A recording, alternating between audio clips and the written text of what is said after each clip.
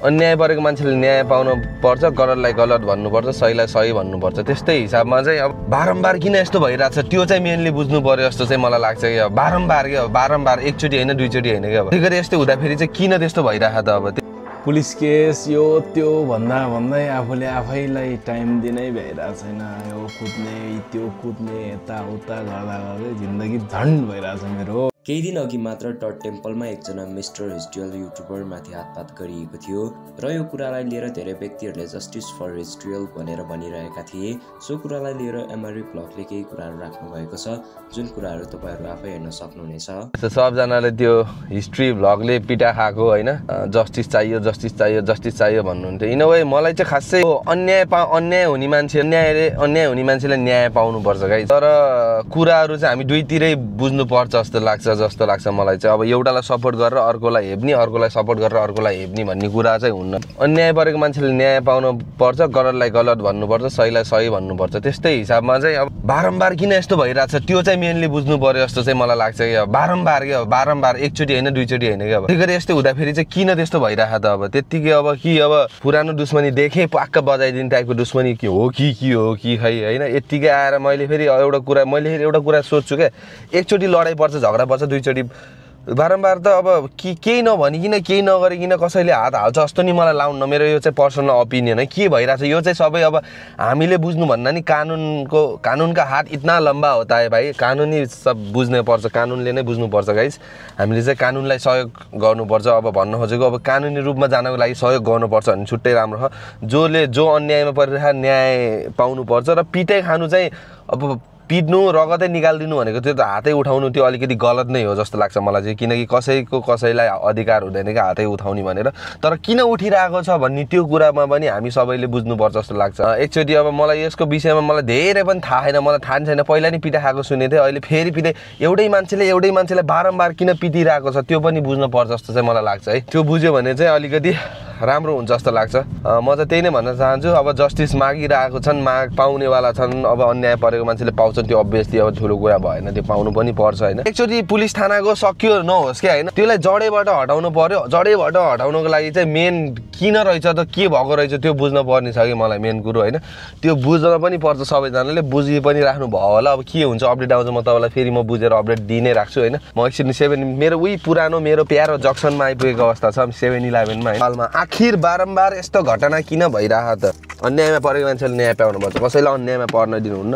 तर यो चाहिँ मलाई तपाईँहरूले पनि बुझ्नुपर्ने, अडियन्सहरूले पनि बुझ्नुपर्ने यो चाहिँ बारम्बार किन भइरहेको त भन्ने कुरो हो कि। अर्कोचोटिबाट कानुनले नै होइन तिनीहरूको 1 किलोमिटर होइन, 1 किलोमिटर त धेरै टाढा भयो, भ्याउँदैन मान्छेहरूले होइन। लगभग 10 मिटर 20 मिटर नजिक हुनै नपाउने टाइपको हुन सक्छ नि त होइन। भरै कि के थाहा अब पहिलाको रिसले अब हिस्ट्री ब्रदरले गएर केही भनिदिनु भयो कि होइन, कि पहिलाको मान्छेले यसले मैले धेरै चलपल हाने भनेर फेरि न्यु खोजेर मुक्का बजाइदिनु भयो कि यो चाहिँ बुझ्न जरुरी छ जस्तो लाग्छ हामी सबैलाई चाहिँ। पिटाइ चाहिँ कसैले खानुहुन्न, हात चाहिँ कसैले उठाउनुहुन्न, यसको चाहिँ म पनि अगेन्स्ट छु है गाइस।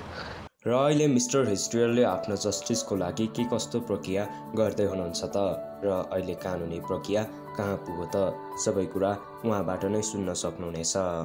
पुलिस केस यो त्यो भन्दै आफूले आफैलाई टाइम दिनै भइरहेको छैन।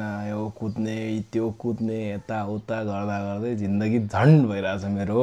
हिजो मलाई भ्लग बनाउनै मन लागेन, किनभने हिजो 2-4जना मान्छेहरूसँग भेटघाट गर्दाखेरि हाम्रो चाहिँ पुलिस केसहरू अब यसरी लिन मिल्दैन, जिल्लाबाट जानुपर्छ भन्ने जस्तो कुराहरू हो। अनि त्यही भएर 1-2वटा खिचेको थिएँ, त्यो पनि फेरि मलाई हाल्नै मन लागेन। अनि कस्तो नरमाइलो लाग्यो हिजो। अनि अब हुँदैन, किनभने यो भनेको सानोतिनो कुरा हो भन्ने जस्तो कुराहरू भयो नि त हिजो। अनि फेरि आज 2-4जनासँग भेटेँ, फेरि उहाँहरूले यसो तरिकाले चाहिँ हुन्छ भन्नुभएको छ। सबै कुरातिर प्रोसेस हुँदैछ। सबै कुराहरू चाहिँ मजाले गर्ने हो, बवाल गर्ने हो, छोड्दै नछोड्ने हो यसपालि चाहिँ है। त्यही हिसाबले टाइम लाग्छ, 2 महिना 1.5 महिना 3 महिना जति टाइम लाग्यो भने हामी कानुनी प्रक्रियामै जाने हो, दायाँ बायाँ अरू केही पनि होइन है। कानुनी प्रक्रिया किन भनिरहेछ भन्ने कुराहरू पनि मनमा होला। अहिले एकछिनमा म त्यसको बारेमा पनि भन्छु। अब हिजो मैले धेरैजना वकिल साहबहरूसँग भेटेँ, अर्को वकिलहरू यताउता गरेर सबै भेटेँ।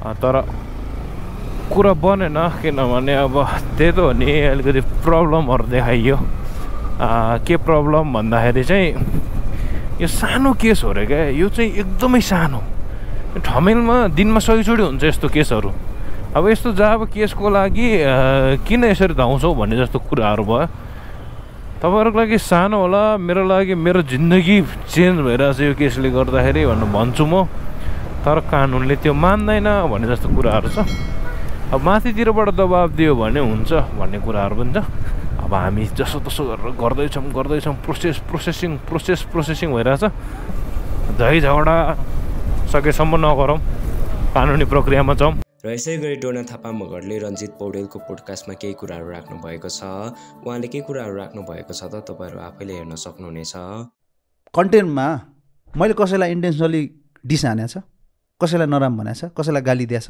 नेतालाई गाली दिएछ कसैको बुढी जिस्का छ आफ्नै बुढी जिस्का छ गीतमा कसैलाई इन्टेन्सनली मैले के नराम भनेको छ कसलाई हर्ट गरेँ मैले त्यो पो पाएन त तर आफ्नो च्यानल हो आफ्नै इच्छा लागेको त गर्छु नि हो तपाईँको नि त बुझाइ त त्यही रहेछ ऱ्याप हान्दाखेरि गाली किन म त किन माफी माग्छु आमामा आफ्नै लागेको इच्छा लागेको कुरा गरिरहेको छु कसैलाई हर्ट पनि गरेको छैन कसैलाई नराम्रो पनि गरेको छैन अनि म माफी माग्छु अघि त किन माफी मागेको सरी त्यो त मेरो एक्टिङ हो सरी गुरुहरू सरी ठिक छ बिगारेको भयो ठिक छ ल अबदेखि चाहिँ त्यो तपाईँले सच्याउनु है त्यो ऱ्याप हो थिएन अस्ति भर्खर छोटेको गेम हेर्न जाँदा पनि खुट्टा यसरी चल्छ त्यो ठाउँमा भएको मैले यो गर्थेँ होला यसरी हान्थ्यो होला भाइ यस्तो गर्दैन त्यहाँ बसेर पनि भनेको कति कनेक्ट छु होला म कति नजिक छु होला त्यो कुराबाट टाढा छु मन त्यतै छ खुट्टा छैन त्यहाँ नजिक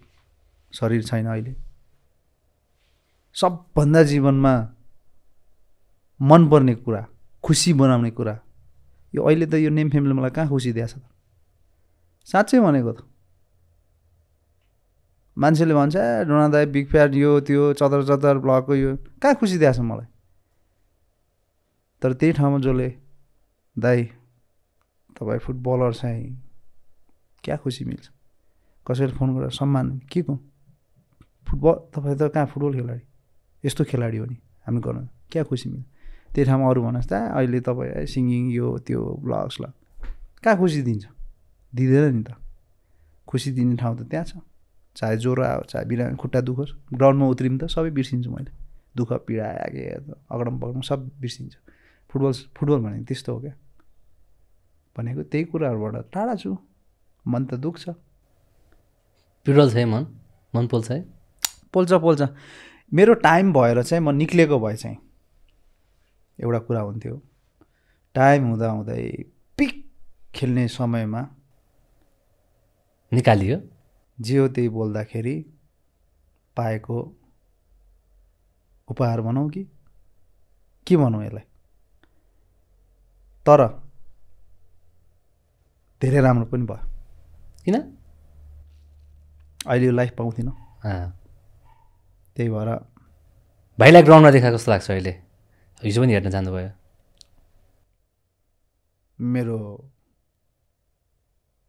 इमेजिनेसनमा पर्ने कुरा थियो म भाइलाई चाहिँ यहाँ पुर्याउँछु यस्तो भएको चाहिँ देख्न चाहन्छु यसरी खेलोस् भन्ने मेरो जहिले मैले इमेजिन गर्ने कुरा हो मैले कति कुराहरू अधुरो छोडेको छु त्यो फिल्डमा अब मैले मेरो भाइमा देख्छु त्यो कुराहरू